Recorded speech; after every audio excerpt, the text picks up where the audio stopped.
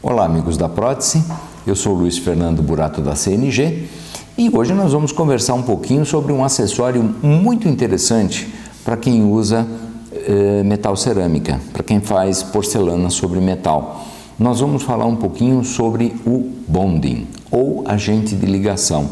Na verdade, bond, ele quer dizer união. Então, é partindo desse princípio que a gente vai trabalhar. O que é esse bonding?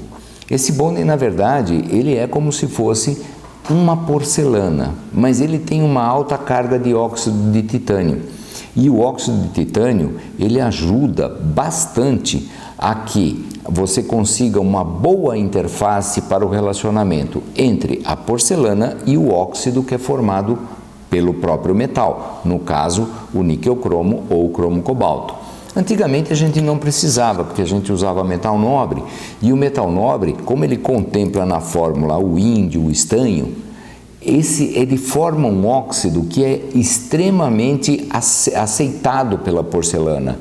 Então isso faz com que a ligação seja a nível iônico, muito mais eficaz do que no metal não precioso. Então no metal não precioso a gente precisa justamente da presença desse bonding para conseguir três coisas muito importantes.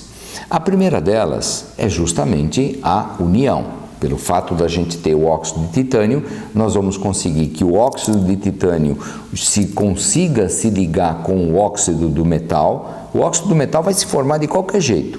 Chegou naquela temperatura de 900 graus, 800, 900 graus, ele vai aparecer. Então nós vamos, primeiro, criar uma ligação favorável para ter uma melhor retenção da porcelana.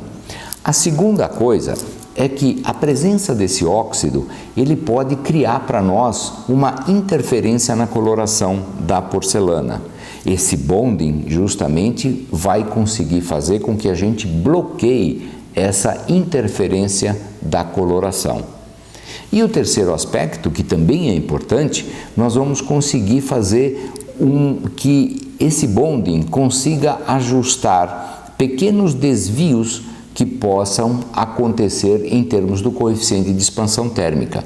Agora, é sempre bom lembrar, o bonding não é milagroso, ele te ajuda dentro de alguns determinados parâmetros. Se você tiver um problema estrutural na sua estrutura metálica, ele não vai resolver, tá? Então, ele vai resolver simplesmente aquela adequação do coeficiente de expansão, desde que a sua estrutura esteja compatível com a presença da porcelana sobre ela. Eu queria mostrar para você um detalhe de como é que eu aplico este material. Então veja, este aqui é o meu bonding, tá? Ó, o bonding, estou mostrando para você, estou abrindo o potinho. Isto aqui é um procedimento que eu vou pedir para você fazer, ó. Você vai dispensar um pouquinho, porque isso aqui a gente usa muito pouco, mas muito pouco mesmo. Você vai tampar o frasquinho e vai deixar ele de lado, tá? Aqui, se sobrar, eu vou botar uma campânula de vidro e eu não volto ele mais para o pote. Isso é muito importante, porque além dele sofrer contaminação, ele oxida na presença do oxigênio. Então eu não quero que o meu bonding pare de me fornecer o benefício que eu preciso. Existem pincéis especiais para aplicar opaco. Eu não tenho um pincelzinho desse de opaco, então sabe o que eu faço? Eu pego um pincel bem pequenininho, esse é o número 0, e eu estou cortando os cabelinhos dele, estou deixando que nem eu assim, tá? De tal forma que eles fiquem com os pelos curtos. Por quê? Porque eu vou esfregar esse bonding na minha estrutura. Ó, eu vou fazer isto aqui.